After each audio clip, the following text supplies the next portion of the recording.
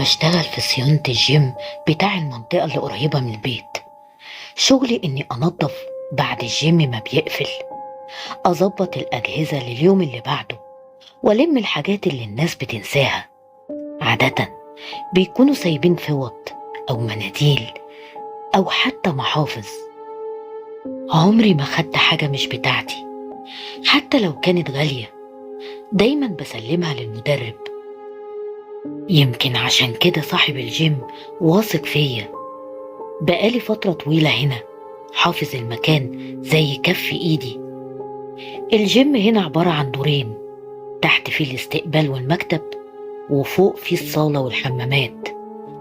أول ما تطلع السلم تلاقي طرقة طويلة، وفي آخرها باب إزاز كبير بيدخلك على الصالة. وفي يوم المدير ناداني وقال إن الأسبوع الجاي هيقفلوا الجيم للتجديد. طلب مني إن أعمل تنظيف أخير يوم الجمعة قبل ما يبدأوا الشغل، ووافقت وفرحت بأسبوع الأجازة اللي جاي. بعد ما الجيم قفل بدأت أشتغل كالعادة. الدنيا كانت بتمطر جامد والأرض كلها موحلة، لكن وأنا شغال ومندمج قوي في التنظيف كنت عمال بدندن مع نفسي. وفجأة البرق ضربة عنيفة خلت الشباك يتهز. كنت تقريبا خلصت الدور الأرضي وفجأة النور قطع.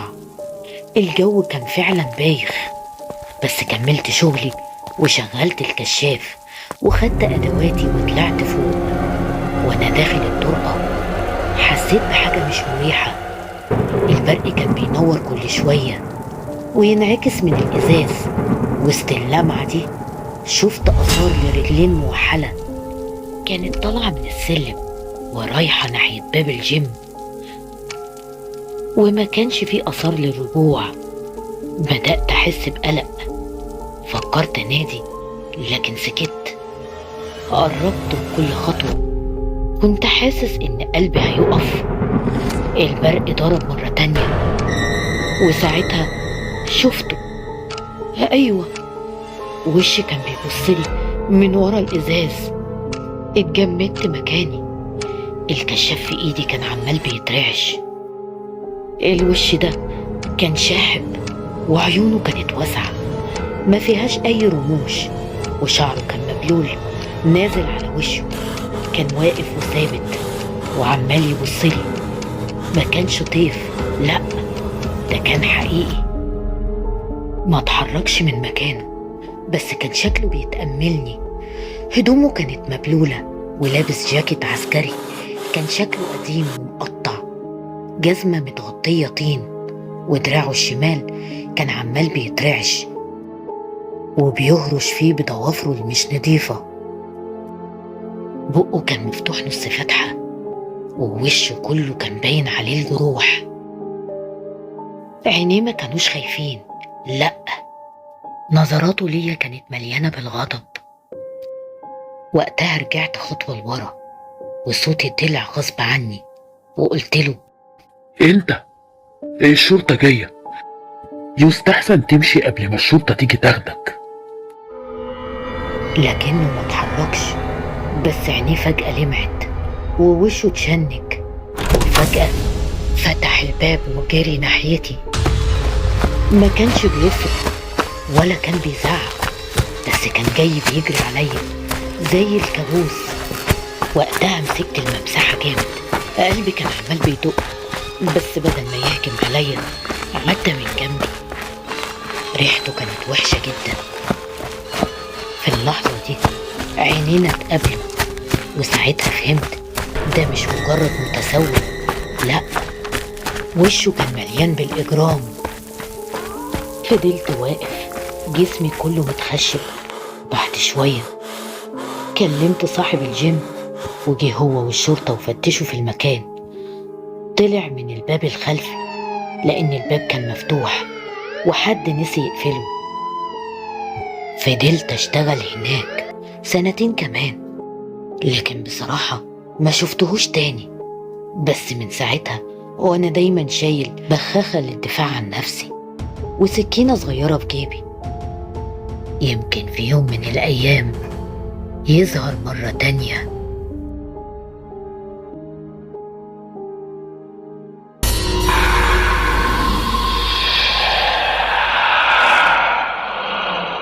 الحادث الغريب ده حصل من كام سنة، من فترة مش بعيدة. كنت عايشة في بيت العيلة، وكان لينا جارة بيتها قديم جدا وكأنه من عصر تاني.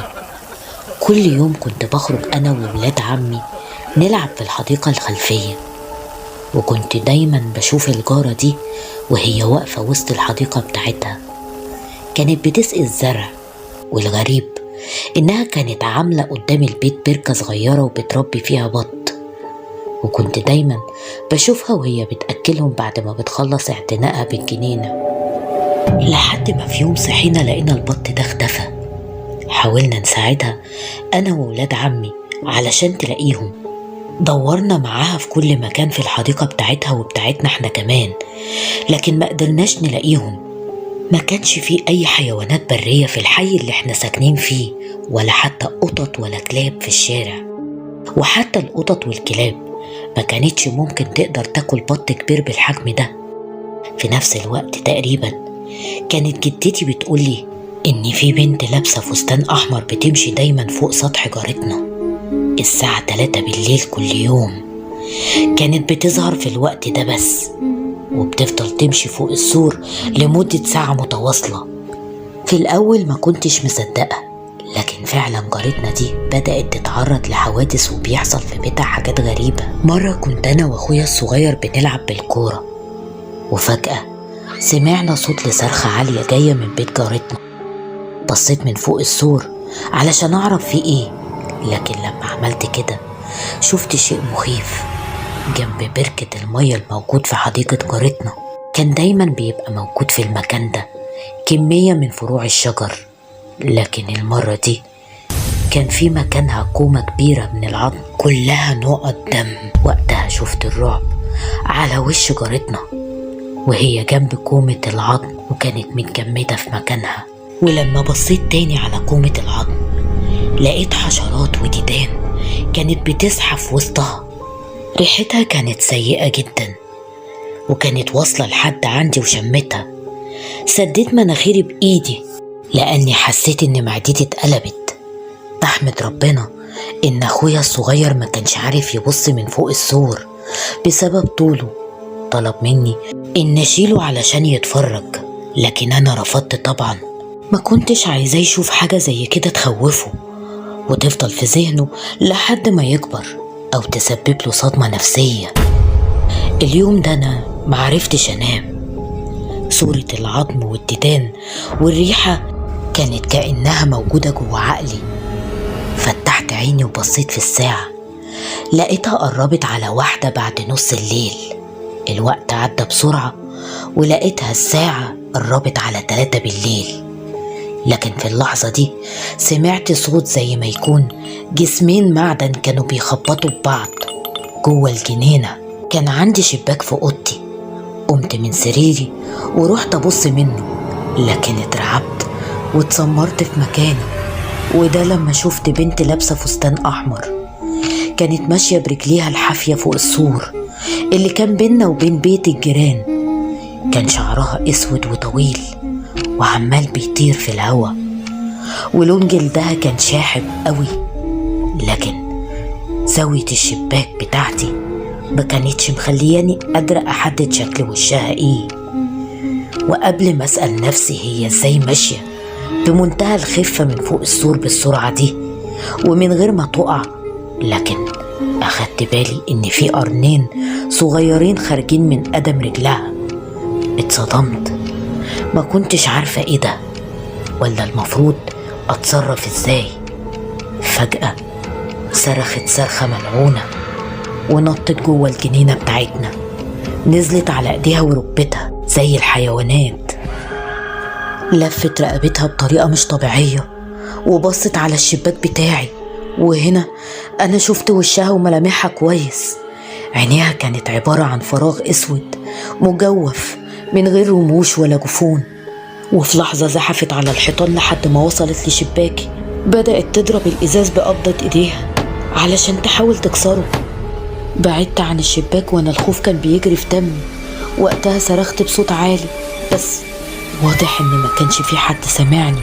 بدأت تحفر في الازاز بضوافرها وبتفتح بقها اللي كان بيخرج منه صوت بشع. ما قدرتش اتحرك ولا خطوة من مكاني، لكن في اللحظة دي وانا ببصلها شفت جوه عيونها المجوفين ديدان وحشرات كانت بتمشي. كانت نفس الحشرات اللي شفتها وهي بتتخلل كومة العظم اللي شفتها في بيت الجيران. طول ما هي قدامي حسيت ان اللي عدى من الوقت وقتها كان دقايق، لكن لما هي اختفت اكتشفت ان الساعة بقت 4 الفجر. يعني هي فضلت موجودة قدامي لمدة ساعة كاملة من غير ما احس. فضلت متجمدة في مكاني من كتر الرعب لمدة ساعة بحالها، بالظبط زي ما جدتي قالت. بعد ما اختفت انا ما هديتش ولا اطمنت، بالعكس خوفي زاد وبقيت بترعش في السرير. حاولت اغمض عينيا وانام كذا مرة لكن ما قدرتش. عمري ما هقدر انسى الليلة دي ولا انسى وشها المخيف. هفضل فاكرة المنظر المرعب ده لآخر حياتي.